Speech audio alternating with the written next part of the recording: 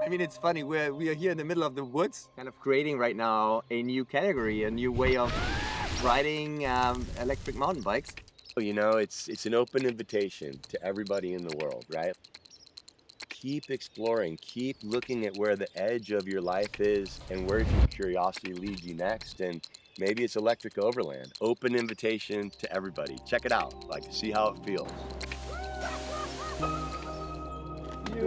Hey guys! Hello. Yeah, you went to the favorite spot today. It is Something the new. start of something new, and to get people to get out. And like when we came out with the Stump Jumper, it's not a new bike, it's an all-new sport.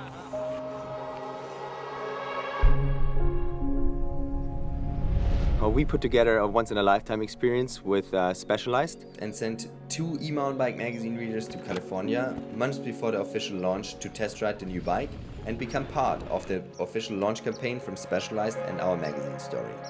4 days of riding from San Francisco over the Golden Gate Bridge to Marin County. Afterwards, we headed down to Morgan Hill for a factory tour at the Specialized headquarters and stayed at Mike Sinyard's Specialized founder's house. Hundreds of readers around the world invested hours in our tough application process. And yeah, it's only 2 lucky riders who made it. Hey. Hey, my name is Jonathan Burns. I am from Coeur d'Alene, Idaho. My name is Sasha Mandakovic. I'm from Quito, Ecuador in South America. I got an email and I was sitting at my desk in the morning. I usually have my coffee. And when I read the story and what it was to entail, I thought this is for me. So I went ahead and just immediately tried out for it. And it took me about 2 hours actually to complete the whole application. I told my wife about it. She started laughing first of all, and she said, I know you're gonna get selected. I was super stoked to hear from you a couple days later saying that I was shortlisted.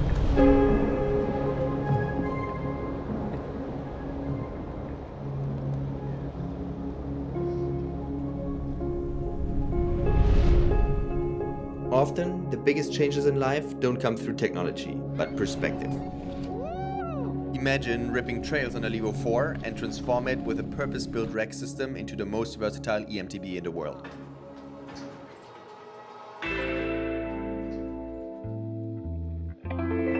Most bike innovation is about marginal gains, fancy technology for minimal progress. But the Levo X is the opposite. Vamos! Smart add-ons that make a huge difference and open up entirely new use cases. These bikes, you can really get anywhere you want. So it's one of those things where it just gives you more options, and options are great. And so to be part of this and to see how we can use these bikes in different ways than we would use, say, like an analog bike, is a really interesting question, and it's kind of fun to see what's on the cusp of the entire industry.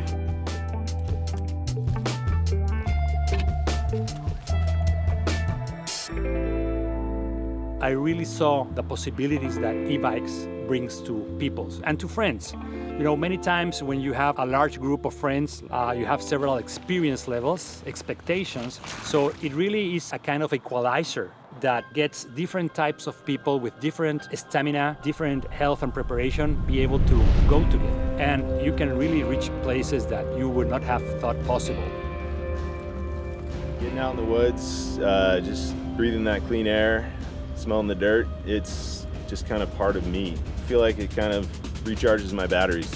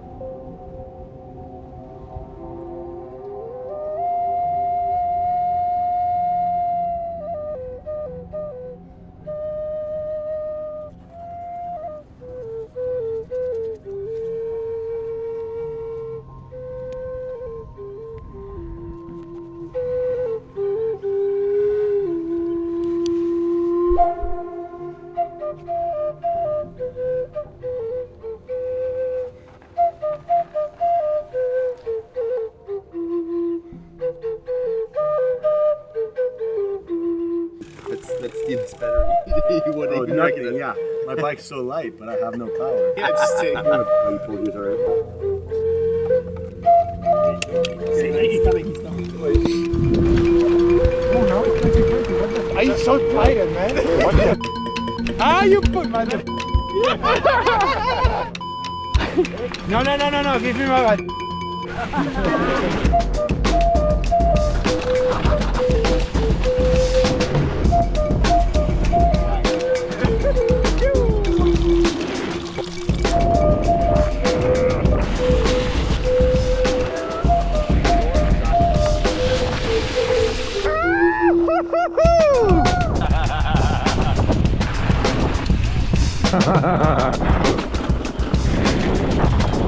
Dude.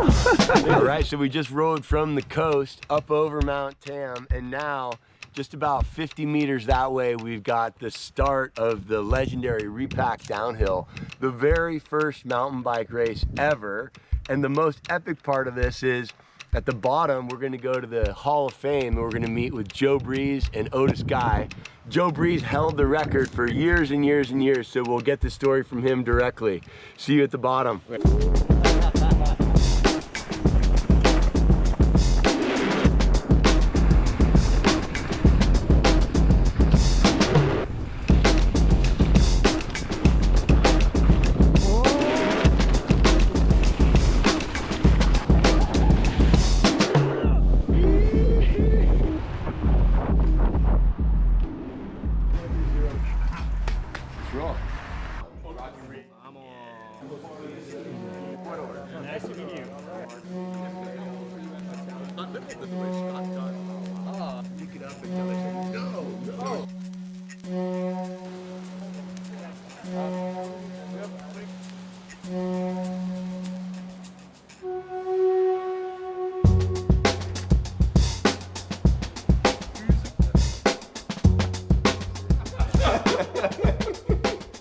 We are here in the Mount Marin Museum of Bicycling. Which also houses the Mountain Mountain Bike Bike Hall of Fame. Yes! Yeah, we just rode Repack for the first time. And yeah, let's talk a little bit about mountain biking. What was the spirit back then, and do you feel like it has changed over the past years? Yeah, we were having fun back then, just out relaxing after a serious road racing season with our friends, just out in the woods and just getting in some fun miles out there. I think it's still just having fun. And any development that's happened, whether having gears instead of these single speed bikes, or then suspension, or having better tires, and now for you, with more e-mountain bikes, is bringing more people into cycling.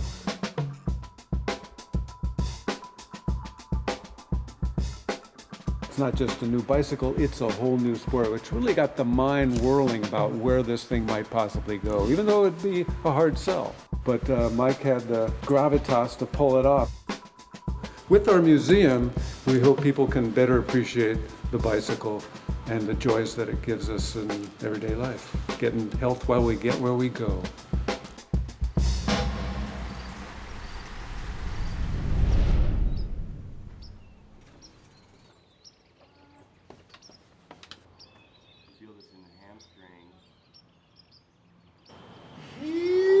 All right, here we are in Fairfax, California. We got a nice night at the Fairfax Inn. We're all rested up, full bellies, ready to head out into the redwoods. Some big old growth trees. It's gonna be awesome.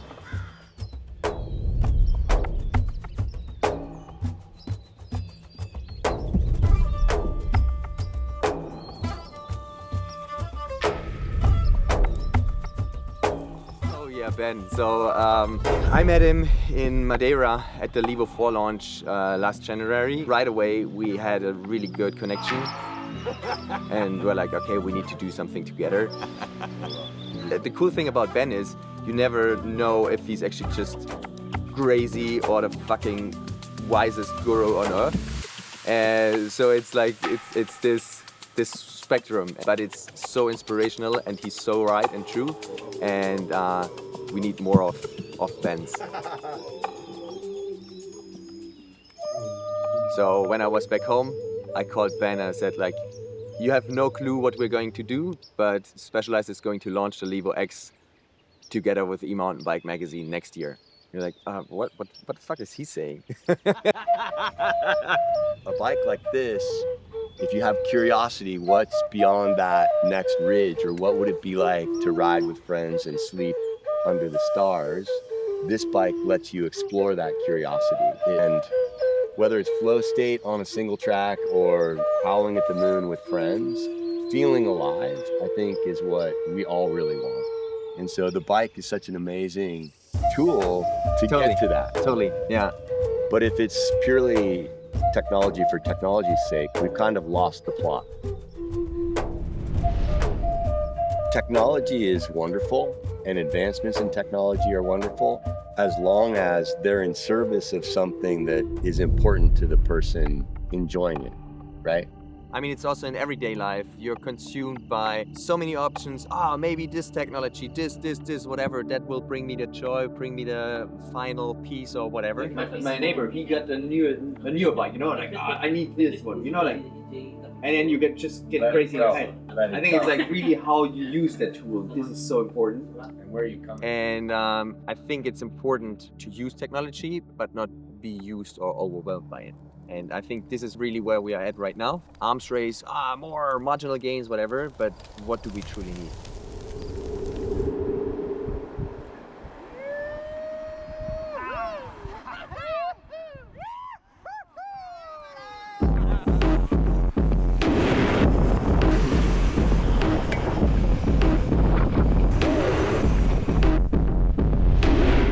Hi, I'm Todd Canatelli here at Specialized, California.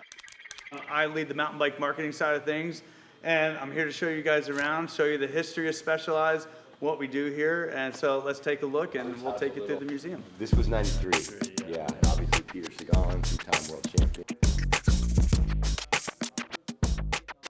And I'm riding the Levo, and I'm going, this is a dual sport bicycle. It's like there's no drawback to it all. I mean, and I did a press release, a mock press release for Mike one time, where he announced to the world that we're cutting back all our product line because there's one bike to rule the world, you know, just to rule them all, because that one Levo, you guys went everywhere and did everything. You don't need all these other bikes, right?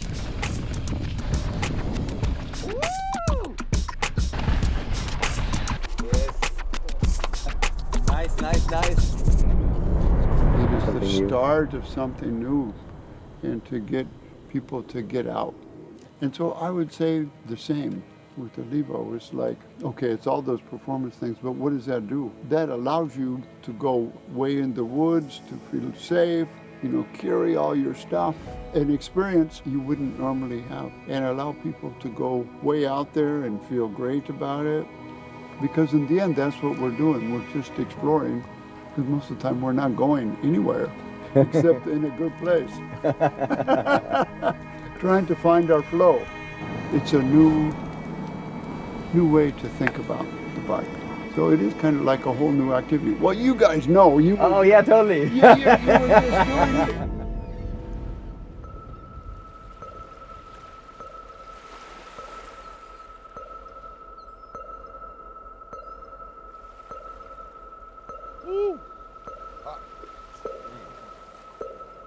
So we're wrapping up, and this adventure has been amazing. The experiences in the world with other people, and also the experiences inside. It never ceases to amaze me how moving your body through space on a bicycle in nature, so simple, opens up your mind and your heart in a way that feels so good. And I think personally, it's exactly what people need in this modern world, and it's what the world needs more of, is people who are open, inspired, expanding, and positive, bringing that out in their whole sphere of influence. And the bike can be a machine to do that. That's true innovation. ITS, innovative technologies for the soul. Let's go.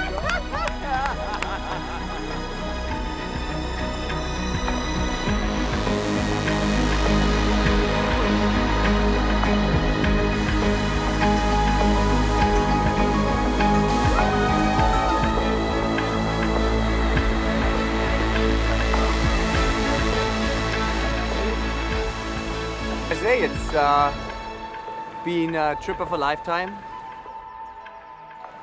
Within just 3 days, we went from strangers coming from Ecuador, Germany, Spain, and the US to a group of friends. And I think what we got here, we didn't go far. I mean, we started in the city. We are now like, I don't know, 50 miles up north, and it feels like we're in a different world. And I think this is something so important to experience for so many people out there, to sometimes just dive into a different reality, a different world, a different setting that gives you inspiration, also makes you bring something back into your everyday life. This bike is a tool for this. It can be a tool, but you have to use it.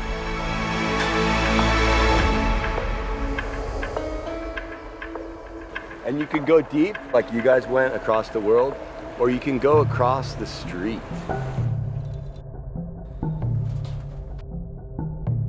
It doesn't need to be a big, epic, multi-day thing.